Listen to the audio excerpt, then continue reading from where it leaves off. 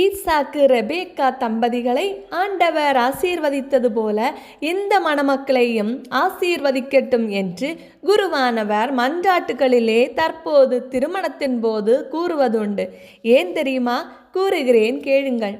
Abraham தாத்தா தாம் தள்ளாடும் வயதிலே தன் வேலைக்காரர்களில் ஒருவரும் மூத்தவரும் தமக்குரிய அனைத்திற்கும் அதிகாரியுமானவர் ஒருவரை அழைத்து, என் சொந்த நாட்டிற்கு போய் என் உறவினரிடையே என் மகன் ஈசாக்கிற்கு பெண் கொள்வாய் என்று சொல்ல, அவரும் மெசபத்தாமியாவில் இருந்த நாகோர் நகர் நோக்கி புறப்பட்டு சென்று பெண்கள் தண்ணீர் எடுக்க வரும் மாலை நேரத்தில் நகர்ப்புறம் இருந்த கிணற்றின் அருகில் ஒட்டகங்களுக்கு தண்ணீர் காட்டுமாறு செல்ல ஆண்டவரிடம் மன்றாடினார். எப்படி தெரியுமா? என் தலைவர் ஆபிரகாமின் கடவுளாகிய ஆண்டவரே, எனக்கு இன்று வெற்றி அளித்தருளும். என் தலைவர் ஆபிரகாமுக்கு இரக்கம் காட்டும். இதோ நான் நீரூற்றின் அருகில் நிற்கின்றேன்.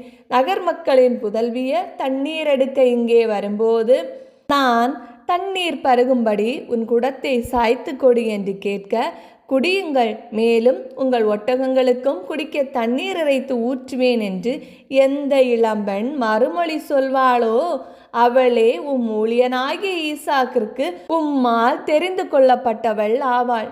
நீர் என் தலைவருக்கு பேரன்பு காட்டினீர் என்று இதனால் நானும் அறிந்து கொள்வேன் என்றான். ஒரு தலைவன் குடும்பத்திற்காக வேலைக்காரன் வேண்டினால் கடவுள் கேட்காமல் இருப்பாரோ? அவர் சொல்லி முடிக்கும் முன்பே இதோ ரெபேக்கா தம் தோள் மீது குடத்தை வைத்து கொண்டு வந்தாள். அவர் ஆபிரகாமின் சகோதரர் நாகோருக்கும் அவர் மனைவி மில்காவுக்கும் பிறந்த பெத்துவேலின் மகள்.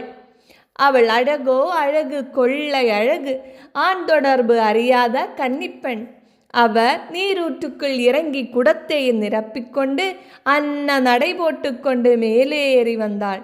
ஆபிரகாமின் வேலைக்காரர் அவரை சந்திக்க ஓடிச் சென்று, உன் குடத்தினின்று எனக்கு கொஞ்சம் தண்ணீர் குடிக்க தருவாயா என்று கேட்க, உடனே அவரும் குடியுங்கள் ஐயா என்று குடத்தை தோளினின்று இறக்கி அவருக்கு குடிக்க கொடுத்தாள்.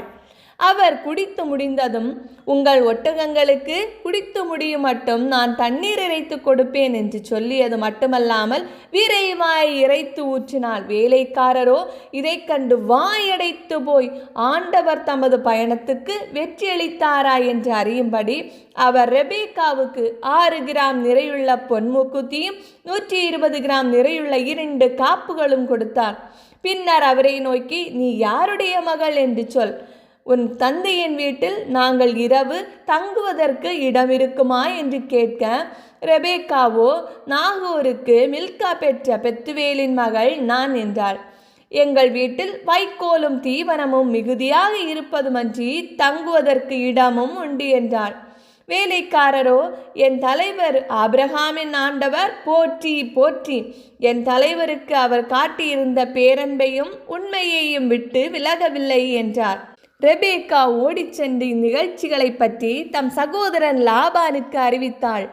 லாபான் ஓடிச்சென்று நீரூற்றருகில் ஒட்டகங்களோடு அவர் நின்று கொண்டிருப்பதைக் கண்டு, ஆண்டவரின் ஆசி பெற்றவரே வருக, உமக்காக வீட்டையும் ஒட்டகங்களுக்காக இடத்தையும் துப்புரவு செய்து வைத்திருக்கிறேன் என்று சொல்லி அவருடன் அழைத்து வந்து கை கால் கழுவ தண்ணீர் கொடுத்தார். உணவு பரிமாறும் போது அவரோ, நான் வந்த காரியத்தை பற்றி சொல்லும் முன் சாப்பிட மாட்டேன் என்று சொல்ல, லாபான் சொல்லும் என்றார். அவரும் ஆபிரகாம் தமக்கு கூறிய அனைத்தையும் கூறினார்.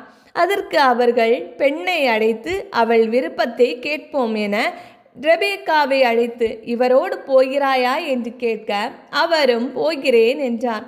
ரெபேக்காவுக்கு ஆசி வழங்கி ஒட்டகங்கள் மீதேற்றி ரெபேக்காவையும் தோழியரோடு அனுப்பி வைத்தனர். ஈசாக்கு நகேபு பகுதியில் இருந்து பார்க்க ஒட்டகங்கள் வருவதை கண்டான். ரெபேக்காவும் ஈசாக்கை பார்த்தாள். ஆபிரகாமின் வேலைக்காரர், இதுதான் என் தலைவர் என்று சொல்ல, ரெபேக்கா முக்காட்டை எடுத்து தம்மை மூடிக்கொண்டார்.